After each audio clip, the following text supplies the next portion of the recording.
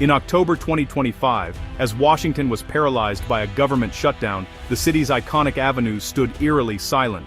Government buildings, once bustling with activity, were shuttered and deserted. The Capitol, usually a symbol of American resolve, was surrounded by barriers, and uncertainty hung in the air. Amid this chaos, a group of Republican leaders made a surprising decision. Instead of heading to the nation's capital, they boarded private jets bound for Ottawa, Canada. Their destination was not just a change of scenery, it was a bold move that caught many off guard, signaling a dramatic shift in political strategy. Their mission was clear: to negotiate directly with Canadian officials and attempt to de-escalate a rapidly intensifying trade dispute. The stakes were high, with thousands of American jobs on the line and entire industries facing uncertainty. These lawmakers, who had once been vocal supporters of President Trump's America First agenda, now found themselves under immense pressure. Factory owners and farmers back home were growing desperate, watching their livelihoods threatened by new tariffs and retaliatory measures. The economic pain was spreading and constituents demanded action. The talks in Ottawa were anything but ceremonial. The atmosphere was tense and urgent, with both sides aware that failure could deepen the crisis. Every conversation was focused on finding practical solutions, not on political posturing. Prime Minister Trudeau and his cabinet understood the gravity of the moment. For them, this was more than a trade dispute. It was a rare public sign of division within the Republican Party over the direction of U.S. trade policy. The Republicans weren't in Ottawa to apologize for the president's actions. Instead, they were determined to find a way out of an economic standoff that was inflicting real pain on their communities. Their presence sent a powerful message. Party loyalty had limits when people's livelihoods were at stake. This extraordinary trip exposed a deepening rift within the Republican Party itself, a growing divide between Trump's populist, nationalist wing and the traditional pro-business establishment. The debate was no longer just about policy, but about the very identity of the party. While President Trump remained in Washington, locked in a bitter standoff with Democrats, his own party members were effectively conducting their own foreign policy abroad. The contrast was striking, and the implications far-reaching. Around the world, journalists and diplomats watched closely, waiting to see if this bold and unprecedented move by Republican lawmakers would bring much-needed relief to American workers, or if it would only deepen the political and economic crisis gripping the nation.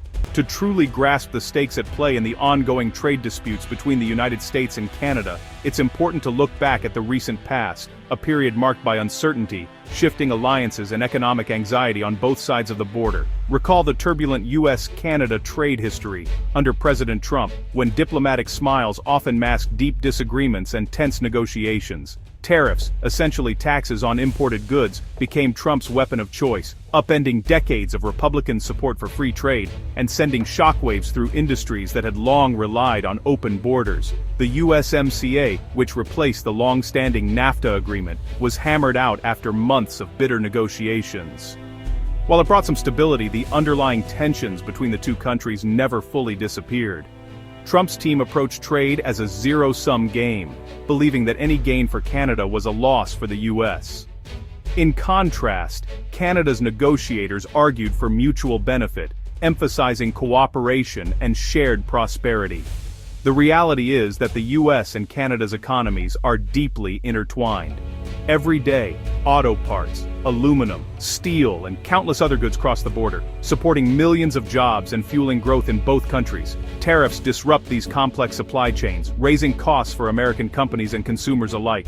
Even a small increase in tariffs can ripple through the economy, leading to higher prices and uncertainty for businesses. Threats of new auto tariffs reopened old wounds, reviving fears of a costly trade war that could devastate industries, shutter factories, and put thousands of jobs at risk on both sides of the border. In retaliation, Canada imposed its own tariffs, targeting iconic American products, from ketchup to motorboats, making it clear that trade wars have real, everyday consequences for workers and consumers. The Republican delegation's trip to Canada was a last-ditch effort to prevent a repeat of the economic pain that had already been felt by families, farmers, and manufacturers across both nations. They weren't just debating policy, they were fighting to protect jobs, stabilize markets, and stop a trade war that had already left scars on both economies, hoping to find common ground before tensions boiled over again. The auto industry is the backbone of US-Canada trade, one integrated system, not two. Car parts cross the border multiple times before a vehicle is sold, supporting hundreds of thousands of jobs. Auto tariffs would be a sledgehammer, not a scalpel, raising car prices by thousands and threatening jobs in both countries. American consumers would pay more, and auto workers would face layoffs as sales plummet. The pain would ripple through suppliers and communities nationwide. Lawmakers from auto states know these risks firsthand. Their trip to Ottawa was a desperate bid to protect their constituents. In a trade war over cars, everyone loses, especially American workers. The shift to electric vehicles has added new fuel to the US-Canada trade dispute. Both countries are racing to lead in EVs, investing billions in factories and supply chains. The Trump administration's incentives favor US-assembled non-union vehicles, leaving Canadian plants at a disadvantage. Canada argues that given the integrated industry, incentives should apply to all North American vehicles. The fight extends to battery plants, with both sides offering huge subsidies and threatening tariffs. The Ottawa talks focused on avoiding a fractured EV market that would weaken North America against global competitors. Lawmakers want a unified approach, collaboration, not competition, to build a world-class EV industry. The stakes: North America's future in the global auto race. News of the GOP's Ottawa trip blindsided President Trump, who saw it as a direct challenge to his authority. Trump's brand is built on being the sole dealmaker. His own party's shadow diplomacy was viewed as betrayal. The president lashed out, framing the trip as weakness and accusing lawmakers of undermining American workers. For years, many Republicans suppressed doubts about Trump's trade tactics, fearing political backlash. But looming auto tariffs and the economic pain at home forced some to break ranks. The episode exposed a rift: Trump's focus on political dominance versus lawmakers' duty to their constituents. The GOP's internal divide was now on full display. The Republican Party faces a crossroads after Ottawa with three possible paths. First, the delegation could secure a deal so compelling that Trump is forced to back down. Unlikely, but possible. Second, Trump could retaliate, deepening party divisions and doubling down on tariffs.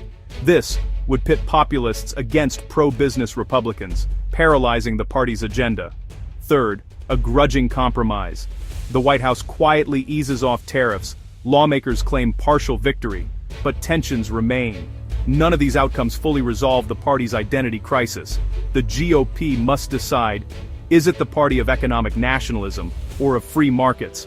The fallout from Ottawa will shape not just trade policy, but the future of the Republican Party. The stakes are nothing less than the party's soul and America's economic direction. Trade wars aren't just headlines, they hit home. Behind every news story, there are real people whose lives are affected in ways that go far beyond the front page. The ripple effects of tariffs and trade disputes reach into our daily routines, our wallets, and our communities. Auto tariffs would make new cars unaffordable for many families, forcing them to keep older vehicles longer. This means higher repair bills, less safety, and fewer options for those who rely on their cars for work and family life. The dream of owning a reliable modern vehicle slips further out of reach for many. Layoffs at auto plants ripple through entire communities. Lost jobs mean lost customers for local businesses. When factories slow down or close, it's not just the workers who suffer. Restaurants, shops, and service providers all feel the pinch, leading to a cycle of economic hardship that can be hard to break. Lawmakers in Ottawa represent these towns. They know a trade war would turn anxiety into real hardship. They hear from families worried about their futures, and from business owners struggling to keep their doors open. The stakes are personal, not just political. Retaliation is inevitable.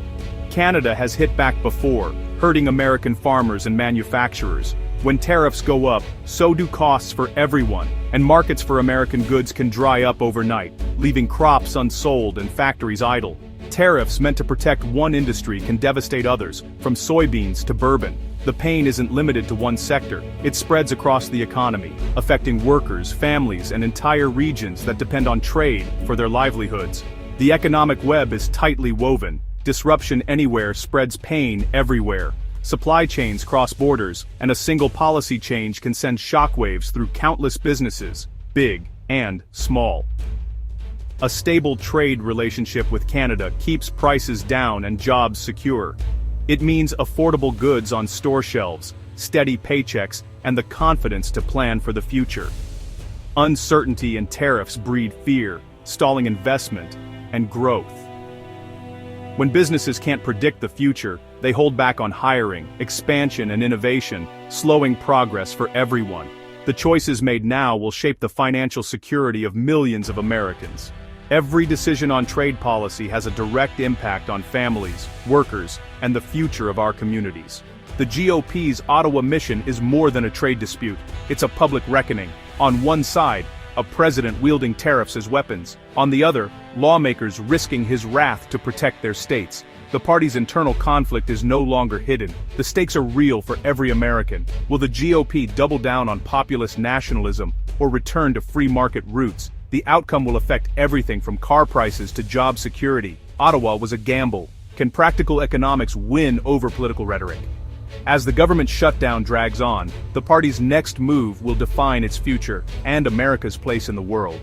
The final chapter is still unwritten, but the divide is clear for all to see.